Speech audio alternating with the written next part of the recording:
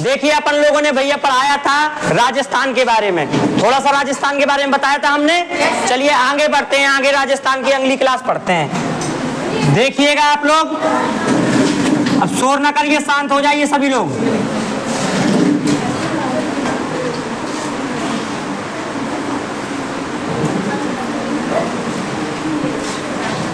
ये वाला क्षेत्र जो है, ये वाला क्षेत्र क्या है भैया? राजस्थान का। ये वाला क्या है? राजस्थान का क्षेत्र है इतना। ये पूरा क्षेत्र काय का है? राजस्थान का। अपन ने भैया बना लिया राजस्थान का क्षेत्र। देखिए ये अपना राजस्थान का क्षेत्र, माना कि ये राजस्थान का क्षेत्र है ये पूरा, ठीक है। हमने देखो राजस्थान के क्षेत्र में कल क्या क्या पढ़ाया था, उसका करते हैं अपन लोग सबसे पहले रिवीजन। शोर ना करो पीछे। चलिए भैया देखिए, ये राजस्थान के बारे में हमने बताया था, उसका सबसे पहले करते हैं अपन लोग रिवीजन। सबसे पहले ये बताइए यहाँ पे कौन सा मरुस्थल है? यहाँ पे थार का मरुस्थल, ये कल बताया था हमने। थार के मरुस्थल में सबसे ज्यादा क्या रहते हैं? लोग रहते हैं। क्या रहते हैं भैया? लोग रहते हैं। और सबसे ज्यादा जनसंख्या वाला मरुस्थल है ये। थार के मरुस्थल को पाकिस्तान में क्या कहा जाता है? चोलिस्तान कहा जाता है। यहाँ पे कौन सी नहर आती है? इंदिरा गांधी नहर आती है। इसके बाद हमने यहाँ पे एक जगह बताई थी, बोलिए, हनुमानगढ़। यहाँ पे हमने एक जगह बताई थी आपको, कौन सी जगह है? हनुमानगढ़। यहाँ पे हमने आपको एक जगह बताई थी भैया बेटा, यहाँ पे हमने एक जगह बताई थी, इस जगह का नाम क्या है? यहाँ पे है एक जगह हनुमानगढ़।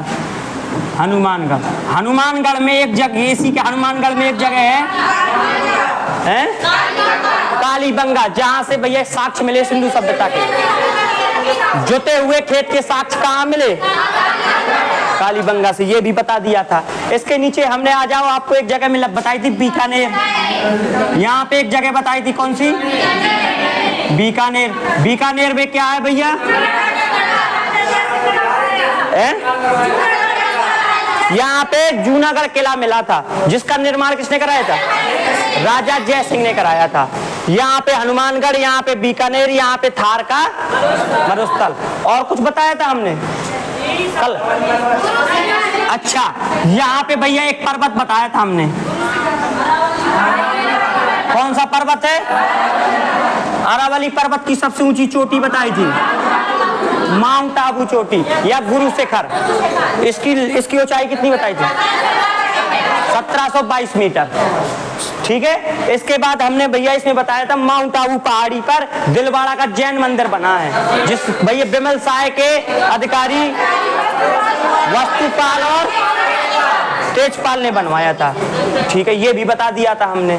इसके बाद 1021 में बनवाया था, ये भी बताया था। इसके बाद हमने बताया था यहाँ से एक नदी निकलती है, कहाँ जाती है? ये भैया जाती है और फिर विलीन हो जाती है, अंतावेशी हो जाती है। इसके बाद यहाँ से एक नदी निकलती है, बनास नदी भैया, कहाँ जाके मिलती है? चंबल नदी में। यहाँ पे कौन सा बीहड़ पाया जाता है? चंबल का बीहड़ पाया जाता है। कौन सा बीहड़ पाया जाता है? चंबल का बीहड़ पाया जाता है। इस चोटी से एक नदी नीचे निकलती है, साबरमती नदी निकलती है। और कुछ बताया था इसमें? इतना ही बताया था ना? इतना ही बताया था ना आपको? चलिए भैया आज की क्लास नई राजस्थान की आगे बढ़ते हैं अपन लोग। यहाँ तक तो हमने बता दिया था, पूरा रिवीजन करा दिया, ठीक है। चलिए अब आगे देखते हैं।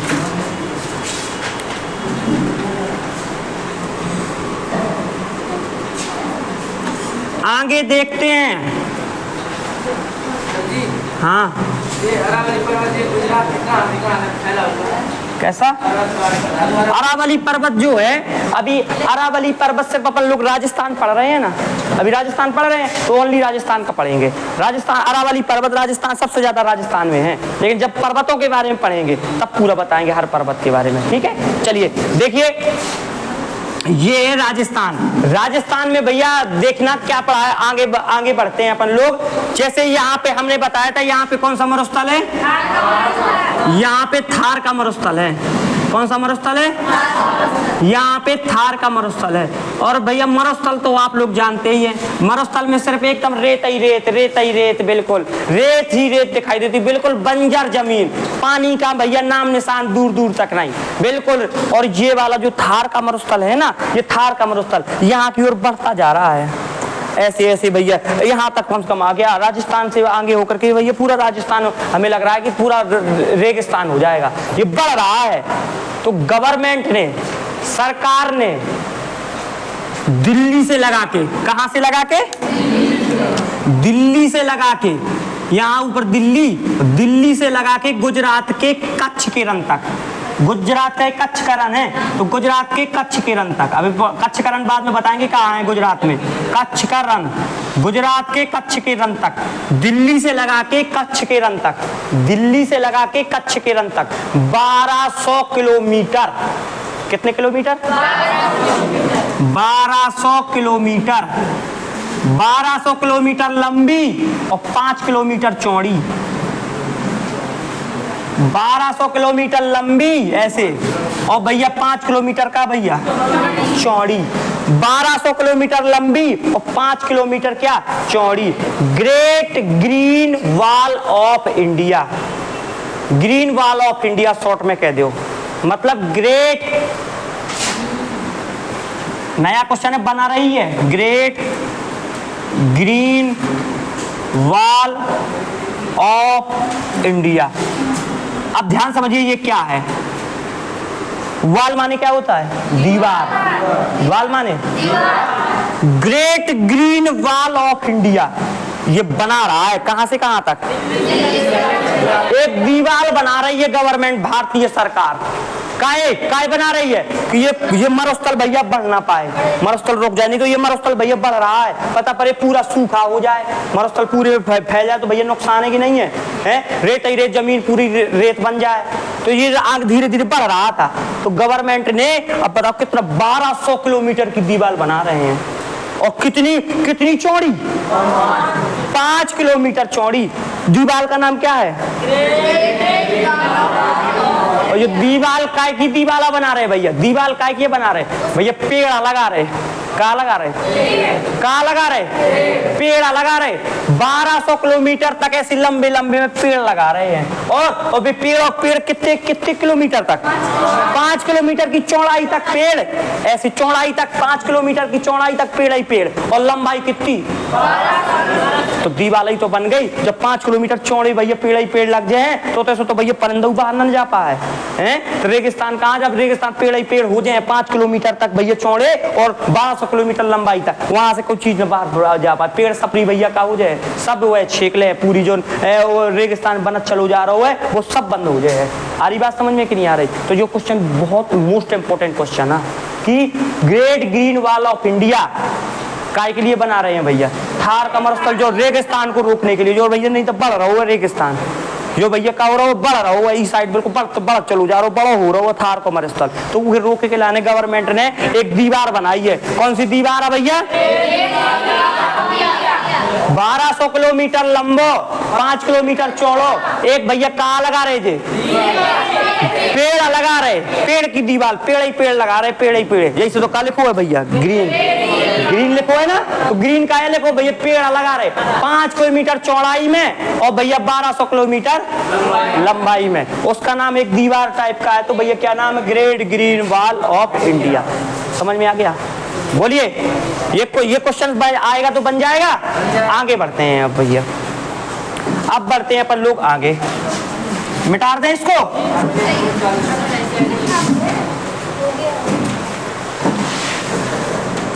जल्दी से लिखिए। कहां से?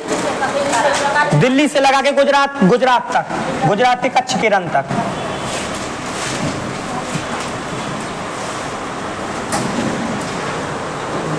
Great green wall of India 1200 kilometre लंबाई और 5 किलोमीटर चौड़ाई की एक दीवार बना रहे हैं। जल्दी लिखना भैया, हो गया? मैप में जरूर बना लियो, जो कॉपी में मैप बनाते ना उसमें ये दीवार दर्शाइयो, ठीक है? हाँ, दीवार दर्शा दियो। चलो भैया आगे बढ़ते हैं अब।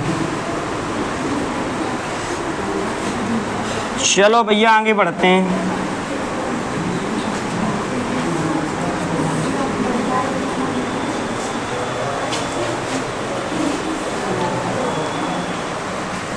यहाँ पे आओ भैया, आपको एक जगह मिलेगी, मैप में देखो, मैप में यहाँ पे जगह मिलेगी जैसलमेर। भैया यहाँ पे आओ, आपको एक जगह मिलेगी, कौन सी? मिली कि नहीं मिली? बोलो। जैसलमेर मिला। राजस्थान का सबसे बड़ा जिला, राजस्थान का सबसे बड़ा जिला, राजस्थान का सबसे बड़ा जिला, राजस्थान का सबसे बड़ा जिला, सबसे बड़ा जिला। भैया राजस्थान का सबसे बड़ा जिला कौन सा है? जैसलमेर। यहाँ पे भैया कौन सा मरुस्थल है जैसलमेर में? कौन सा मरुस्थल है? थार का मरुस्थल। यहीं पर एक राष्ट्रीय उद्यान नेशनल पार्क है, डेजर्ट नेशनल पार्क। कौन सा नेशनल पार्क मतलब राष्ट्रीय उद्यान है? डेजर्ट। देखो तो लिखो हुआ डेजर्ट, मैप पे देखो, डेजर्ट नेशनल पार्क है मतलब राष्ट्रीय उद्यान।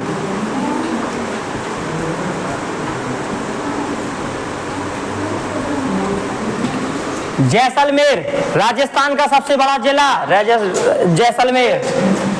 और भैया थार का मरुस्थल कहाँ है? डेजर्ट राष्ट्रीय उद्यान कहाँ है? जैसलमेर। हो जाएगा? बोलिए, हो जाएगा? लिख गया? रब कर दें? चलिए आगे बढ़िए। जैसलमेर के जस्ट अपन लोग इस साइड आओ, जैसलमेर के इस साइड आओ तो आपको मिलेगा जोधपुर।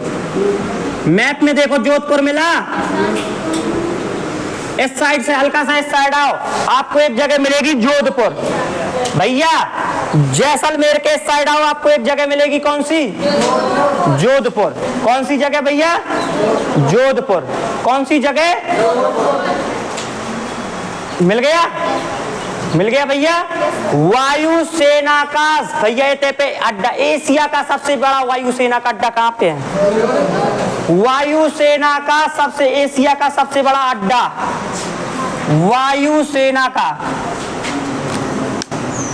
वायुसेना का एशिया का सबसे बड़ा सैनिक अड्डा, एशिया का वायुसेना का एशिया का सबसे बड़ा अड्डा कहाँ पे है? कहाँ पे है भैया? वायु सैनिक अड्डा, वायुसेना का एशिया का सबसे बड़ा सैनिक अड्डा कहाँ पे है? जोधपुर में। कहाँ पे है? सुखोई विमान कहाँ रखे हैं? सुखोई विमान। राफेल कहाँ रखे हैं? अंबाला हरियाणा के राफेल रखे हैं। एशिया की सबसे बड़ी सैनिक छावनी भटिंडा। एशिया का सबसे बड़ा वायुसेना का अड्डा सुखोई विमान कहाँ रखे हैं? जोधपुर में। कहाँ रखे हैं? जैसलमेर, जोधपुर। जैसलमेर राजस्थान का सबसे बड़ा भैया जिला, डेजर्ट नेशनल पार्क, वायुसेना का एशिया का सबसे बड़ा अड्डा, सुखोई विमान कहाँ रखा है? मिल गया, याद हो जाएगा। जैसलमेर और जैसलमेर और जैसलमेर और जोधपुर। याद होगा कि नहीं होगा भैया? हो रहा है याद कि नहीं हो रहा है? बोलिए। चलिए भैया आगे देखिए। अब आपको भैया यहाँ पे जैसलमेर के जस्ट इस साइड, जैसलमेर के इस साइड थोड़ी सी एक जगह है, एक गांव है भैया, एक गांव टाइप का है यहाँ पे, जिसका नाम है लोंगेवाला। कौन सी जगह है? लोंगेवाला। मैप में भैया तुम्हें दर्शाई नहीं गई हो, अपने मन से दर्शा लो। जैसलमेर के इस साइड थोड़ी सी एक गांव का नाम है लोंगेवाला, एक जगह है लोंगेवाला। एक जगह कौन सी है भैया? लोंगेवाला जगह है। कौन सी जगह है? लोंगेवाला। देखो अब देखिए भैया, ध्यान से समझिएगा। 1971 की बात है। कब की बात है? 1971 की बात है जब भारत में प्रधानमंत्री कौन थी? इंदिरा गांधी। इंदिरा गांधी भैया प्रधानमंत्री थी। Iron lady, iron lady Indira Gandhi प्रधानमंत्री थी। 1971 की बात है। यहां पर जब भारत और पाकिस्तान भैया, भारत और पाकिस्तान का बंटवारा हुआ, भारत और पाकिस्तान का बंटवारा हुआ 14 अगस्त 1947। जब पाकिस्तान आजाद हुआ और बंटवारा हुआ भारत और पाकिस्तान का, तो पाकिस्तान का बंटवारा अंग्रेजों ने पता है कैसे कर दिया था? पश्चिमी पाकिस्तान और दो भागों में। जो वर्तमान में बांग्लादेश है ना, इसको पहले पाकिस्तान घोषित कर दिया था। पूर्वी पाकिस्तान और ये को देखो पाकिस्तान का कैसे अंग्रेजों ने बंटवारा किया था। ये आधा पाकिस्तान, ये आधा पाकिस्तान, ये इसको बताया था पूर्वी पाकिस्तान, इसको क्या बताया था? पश्चिमी पाकिस्तान। यहाँ को बताया था पूर्वी पाकिस्तान, यहाँ को क्या बताया था? पश्चिमी पाकिस्तान। तो भैया क्या होता है, ध्यान से समझिएगा, क्या होता है कि यहाँ पे जो पूर्वी पाकिस्तान है, यहाँ के लोग बंगाली थे, मुसलमान तो थे लेकिन बंगाली छोटे छोटे थे। तो जो ये पाकिस्तानी थे, इनको कहते थे तुम पाकिस्तान के रहने वाले नहीं हो, तुम पाकिस्तानी हो नहीं, तुम बिल्कुल बेकार हो, तुम पाकिस्तानी हो ही नहीं। इनको उल्टा सीधा बोलते थे, इनको उल्टा सीधा बोलते थे, इतना दुर्व्यवहार करते थे। ये कहते थे तुम हमारे देश के हो ही नहीं, तुम तो बिल्कुल ऐसे रहो, तुम जैसे भैया पैर के नीचे जैसे धूल, इस तरीके से रहो भैया। इनको बहुत बुरा बुरा बोलते थे। एक बार भैया चुनाव होता था, इनका और इनका दोनों का मिल करके चुनाव होता था। तो एक बार ऐसा हुआ, हर बार तो यहाँ का प्रधानमंत्री जीतता था, लेकिन एक बार ऐसा हुआ कि यहाँ का एक व्यक्ति जीत गया, जिसका नाम था भैया शेख मुजीबुर रहमान। कौन था? शेख मुजीबुर रहमान। शेख मुजीबुर रहमान यहाँ का जीत गया। जब शेख मुजीबुर रहमान यहाँ का जीत गया, तो इनको भैया यहाँ के पाकिस्तानियों को, पश्चिमी पाकिस्तानियों को बहुत बुरा लगा कि देखो तो यहाँ का जीत गया है, अब तो भैया बड़ी गड़बड़ की बात है, अब तो यहाँ इसको यहाँ ज्यादा विकास होगा। तो यहाँ के लोगों ने यहाँ के शेख मुजीबुर रहमान को बुलाया कि आओ और शपथ ले जाओ। तो शेख मुजीबुर रहमान शपथ लेने के लिए जब यहाँ गए, तो शेख मुजीबुर रहमान को पश्चिमी पाकिस्तानियों ने भैया बंदी बना लिया और जेल में डाल दिया। जब जेल में डाल दिया और अपनी भैया अपनी सेना को यहाँ भेजा, इस और जबरदस्ती यहाँ के लोगों को मारने लगे कि तुम कहो कि भैया यहाँ ये कुछ नहीं है, सब यहीं के पाकिस्तानियों की चलेगी, तुम बिल्कुल ऐसे रहो, बिल्कुल दब के रहो। और भैया यहाँ पर जब जी आए, ये पाकिस्तानियों को हम भैया बहुत बुरा बुरा भला क्यों कहते हैं? इसलिए कहते हैं कि इनके लक्षण बहुत बुरे हैं।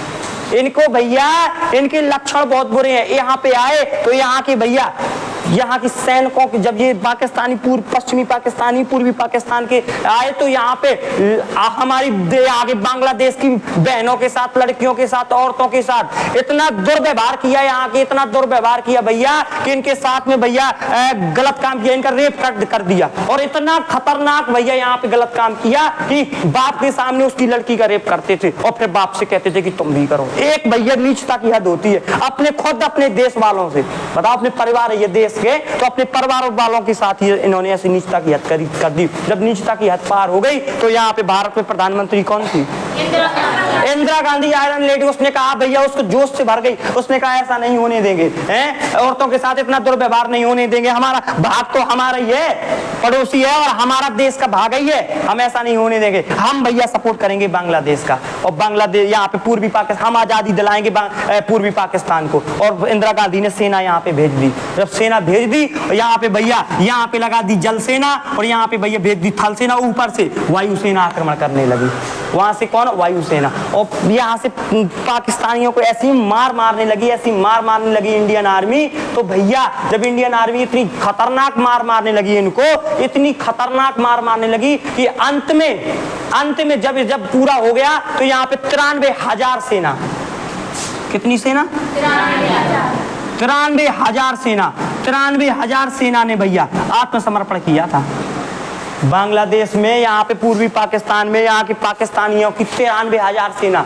सैनिक बोलते हैं भैया कि हमें गोली मार दो सर, हमें गोली मार दीजिए, लेकिन हम आत्मसमर्पण नहीं करेंगे, मरने से बदतर है आत्मसमर्पण। आत्मसमर्पण का मतलब ये है, जो बैच लगे रहते हैं, बैच निकाल के जमीन में रखो, जो बंदूक रहती है बंदूक जमीन में रखो, बेल्ट उतार के जमीन में रखो, टोपी उतार के जमीन में रखो, ऐसे करके घुटनों के बल से बैठ जाओ।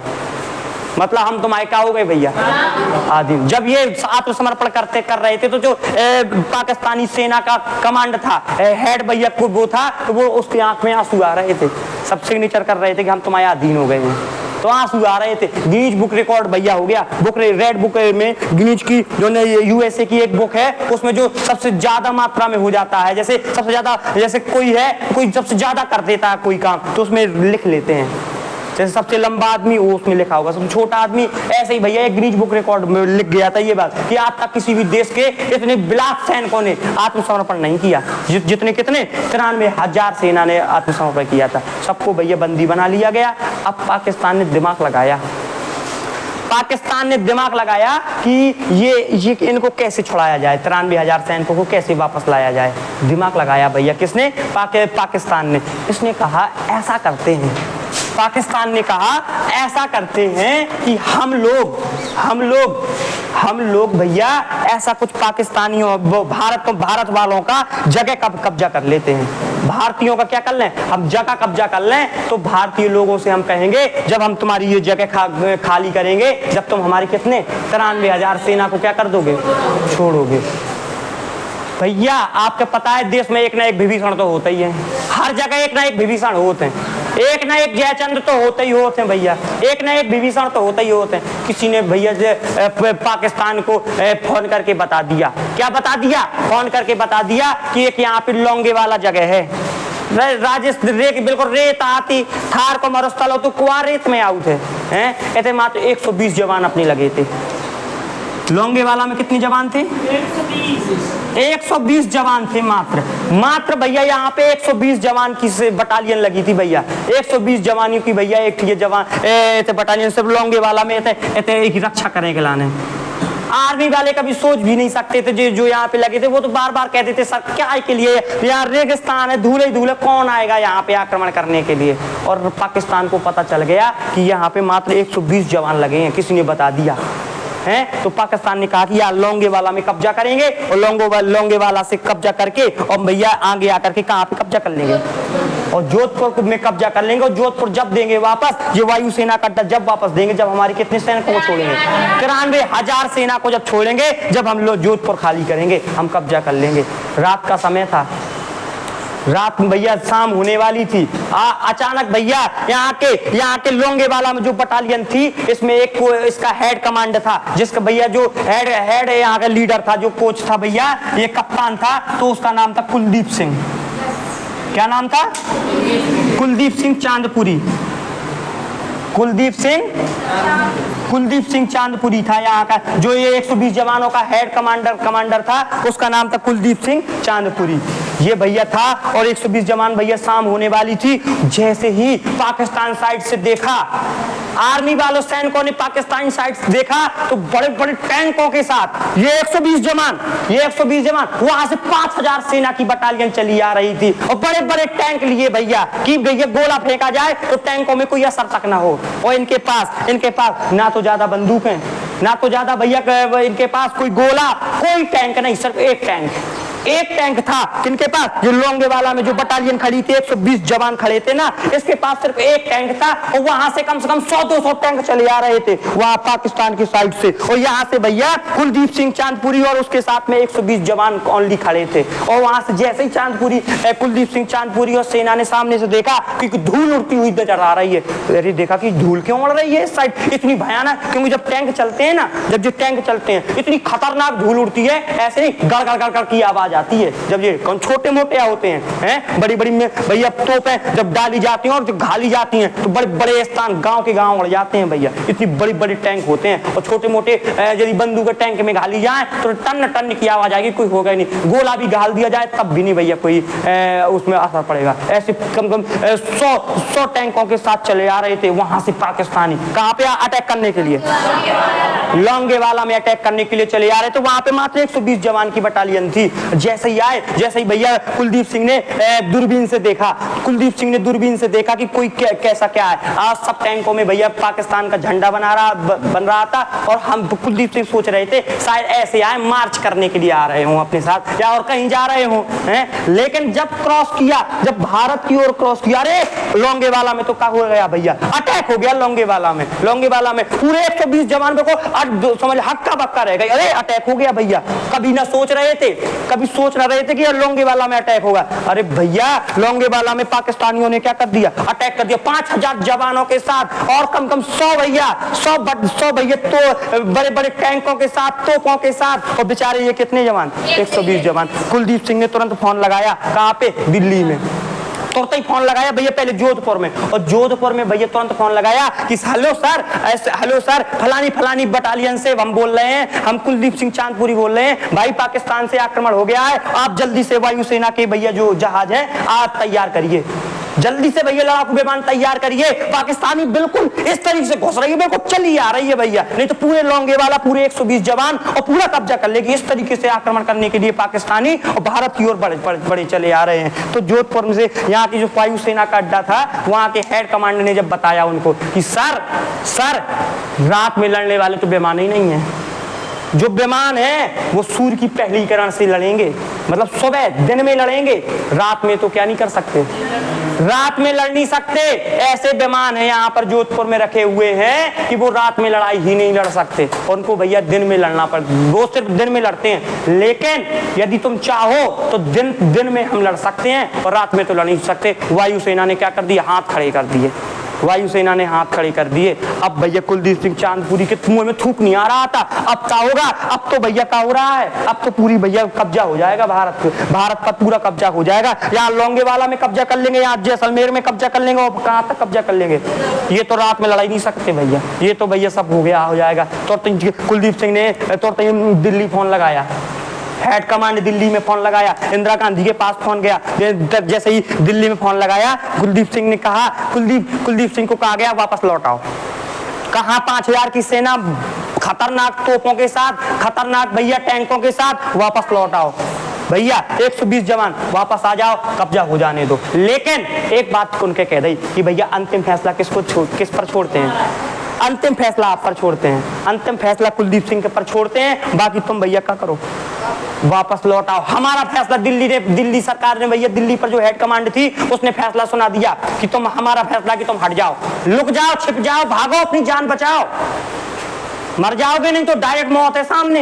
5000 सेना चली आ रही है, कहा 120 जवान बड़े बड़े टैंकों के साथ, तोपों के साथ, गोला बारूदों के साथ, अरे भागो जल्दी, लुक जाओ। लेकिन अंतिम फैसला किस पर छोड़ दिया, अंतिम फैसला कुलदीप सिंह पर छोड़ दिया कि भैया तुम जानो। और कुलदीप सिंह ने जब अंतिम फैसला कुलदीप सिंह ने छोड़ दिया, कुलदीप सिंह ने भैया रात में भैया सामने से चली आ रही थी पाकिस्तानी सेना, तो पूरी 120 जवान, 120 में ये था 119 जवान, 119 जवानों को लाइन अप कराया रात ही में। और कुलदीप सिंह ने कहा अटैक हो गया है, अटैक हो गया है पाकिस्तान का। और जोधपुर जो वायुसेना अड्डा है उसने कहा, उसने हाथ खड़े कर दिए हैं कि भैया हम तुम्हारी सहायता रात में नहीं कर सकते, लेकिन सूर्य की पहली किरण तक हम तुम्हारी सहायता, सूर्य की पहली किरण निकली कि हम तुम्हें कहाँ मिलेंगे, लोंगेवाला मिलेंगे, वायुसेना के अड्डा, वो भी जोश में भरे थे। उसने कहा सूर्य की पहली किरण में हम यहाँ पे आ जाएंगे, लेकिन रात में ऐसा कोई बेईमान ही नहीं है कि हम तुम क्या कर सके भैया, लड़ सके। तो भैया और अंतिम फैसला, और दिल्ली ने भी क्या कह, दिल्ली सरकार ने भी क्या कह दिया है भैया कि वापस लौटाओ। लेकिन एक बात रखिए, अंतिम फैसला किस पर छोड़ा जाए, अंतिम फैसला भैया मुझ पर छोड़ा है, और मैं फैसला लेता हूं। कुलदीप सिंह ने कहा मैं फैसला तुम पर लेता हूं, जिसको जाना हो, जिसको जाना हो वो जा सकता है, जिसको जाना हो वो जा सकता है। तो भैया एक सरदार था, कुलदीप सिंह भी सरदार थे, और एक सरदार था वो खड़ा हुआ, और उसने एक भैया कहा कि सर जब चिड़िया बाज के साथ लड़ सकती है, चिड़िया लू बाज लड़ावा, सिंह और गीदड़ सिंह बनावा। और भैया चिड़िया लू बाज लड़ावा, जो चिड़िया बाज के साथ लड़ सकती है, और गिद्ध शेर बन सकता है, हैं, चिड़ियालू गोविंद चिड़ियालू बाज लड़ावा और गीदड़लू सिंह बनावा।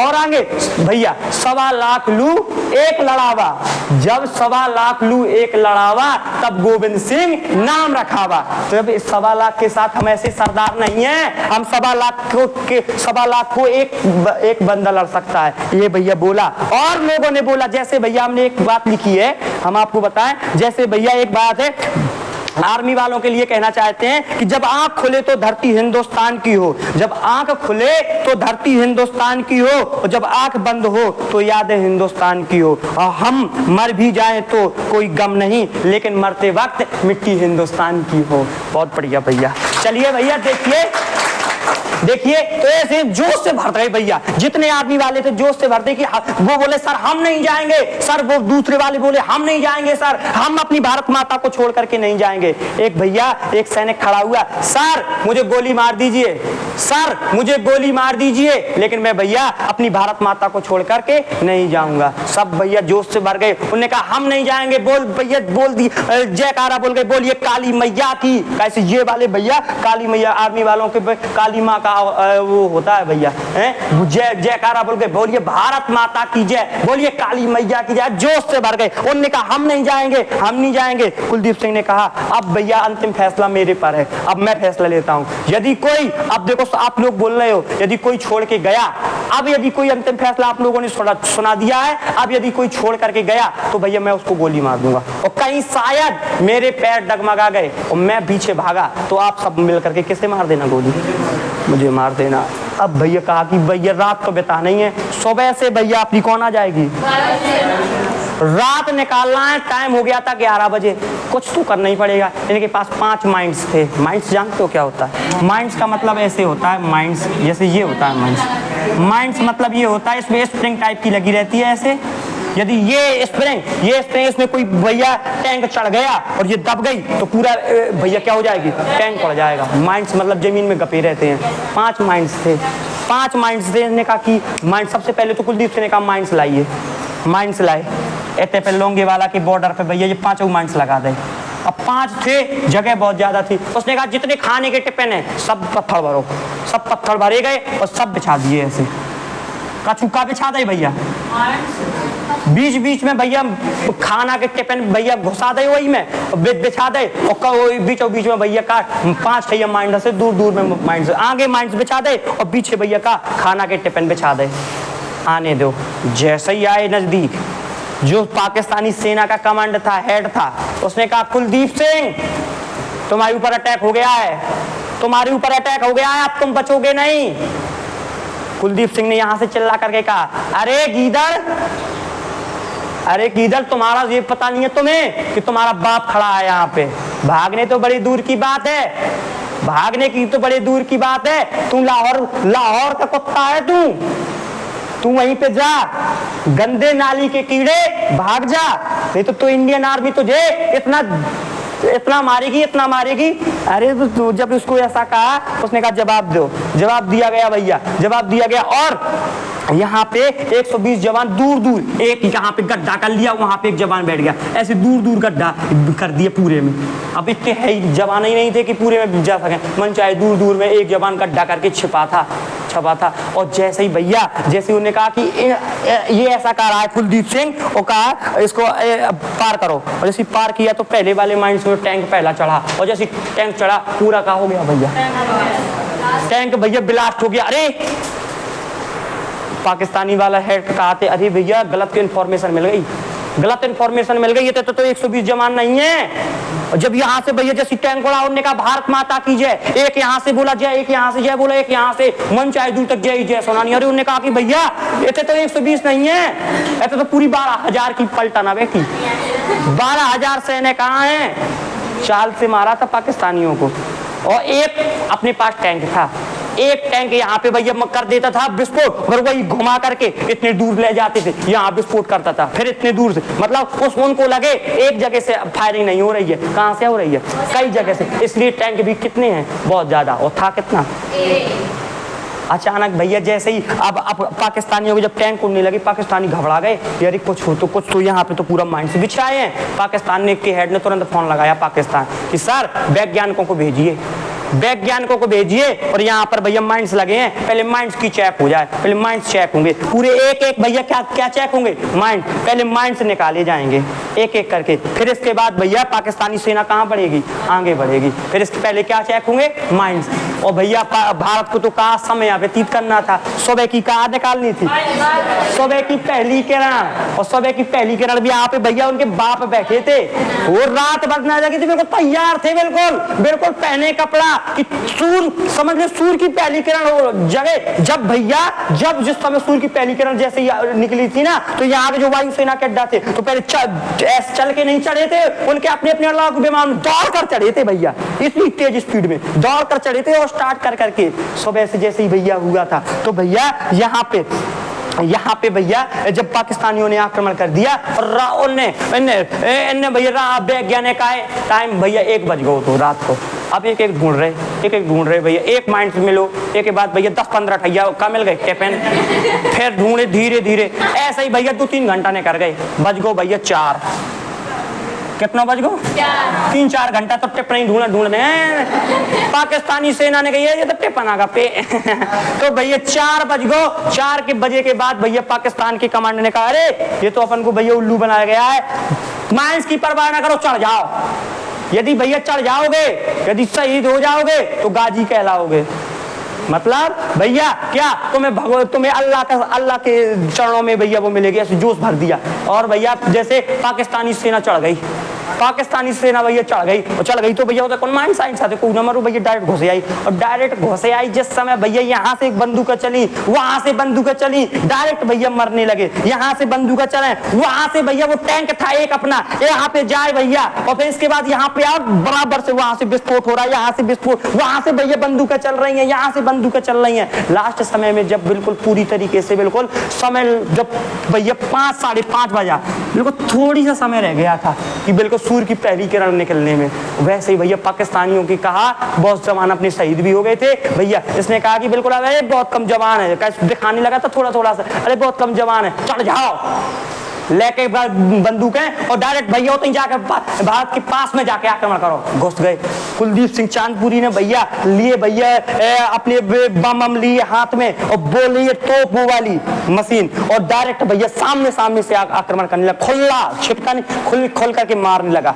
और जैसे ही मारने लगा बिल्कुल भैया थोड़ी जैसे सूर्य की पहली किरण यहाँ से जिस समय उड़े ना भैया वायुसेना के अड्डा, या वायुसेना के अड्डा से भैया लड़ाकू विमान उड़े ना, और जैसे ही लोंगे वाला आए, और लोंगे वाला में जिस समय भैया पाकिस्तानियों को मारी ना इनने, ऊपर से बम गिराए टैंकों के ऊपर, और 1 मिनट लगा टैंक उड़ने लगे। जब टैंक उड़ने लगे तो पाकिस्तानियों ने फोन लगाया पाकिस्तान में, हेलो सर अपनी वायुसेना कहाँ है, यहाँ पर। अभी भी टेप रिकॉर्डर में आवाज पाकिस्तानी की रिकॉर्ड रखी है, अभी भी ये थे जोधपुर में अभी भी आवाज एक रिकॉर्ड रखी है, कौन सी, कि सर भारतीय जो वायु लड़ाकू विमान है हमारे सर पर एक मक्खी की तरह भिन रहे हैं, हमें भैया आगे नहीं बढ़ने दे रहे हैं, हमारे वायुसेना के जहाज कहाँ है, आई भेजिए। और ये जिस समय इन्हें मारी ना यहाँ पे लोंगे वाला में पाकिस्तानी सब भागने लगे, छोड़ कर टैंक छोड़ कर भाग। अब अभी यहाँ पे टैंक रखे हैं पाकिस्तानी, वो लेन तक नहीं आए, बदल गई हमारे नौ का हाथ कहा था हमारे नौजाने के हम न लेना है, हम लेना है तो फिर पकड़ लो, फिर बहुत मारो, ठूसा मारो, तुम बहुत मारा तो तुम बहुत मारा तो भैया, ऊपर से भैया वायुसेना मारा थी, नीचे से ये मारा था, बता 120 जवान ने हमें भैया हमारे 5000 के उल्टा दो, सामने मौत 120 जवान खड़ी रहे। और भैया ऐसे इस तरीके से लोंगे वाला से अपन ने भैया पाकिस्तान को क्या कर दिया भैया, भगा दिया। क्या कर दिया भैया, भगा दिया। और इसके बाद जब भगा दिया तो भैया पाकिस्तान के पास रोक चलोगे, आई मोई अम्मा, आई मोई पापा, कहाँ चलोगे, पाकिस्तान के पास चलोगे को, पाकिस्तान चलोगे कहाँ, अमेरिका के पास। कहा थे देखो हमें मारो है और हमारे 93,000 पकड़ रहे हैं, छोड़त नहीं है, अच्छा तुम करो अब्बू, तुम कचू करो ना, उगा बुआ की हमाना पू जय देखो वही क्या अब्बू बना लिए थे, ऐसा देश तो मैंने कभी नहीं। देखो भैया जय देखो जैसे काम लगा थे वही क्या अब्बू बना लिए थे, सबका पापा खा गए। कहा तो तुम थोड़ी बचा लियो हमें। यूएसए का फोन आया भारत के पास, यूएसए का फोन आया भारत के पास कि हेलो आप ऐसा करिए, वो 93,000 सैनिक है ना उनको छोड़ दीजिए, यदि नहीं छोड़ोगे ना तो हमारे पास क्या है, परमाणु बम। आज भैया आज करा, अब आज बोल यूएसए जो आज बोला थे हाउडी मोदी मोदी मोदी मोदी मोदी मोदी मोदी मोदी मोदी, एक समय पे यही ककात तो 93,000 सैनिकों छोड़ दो नहीं तो परमाणु अटैक कर देंगे आपके ऊपर।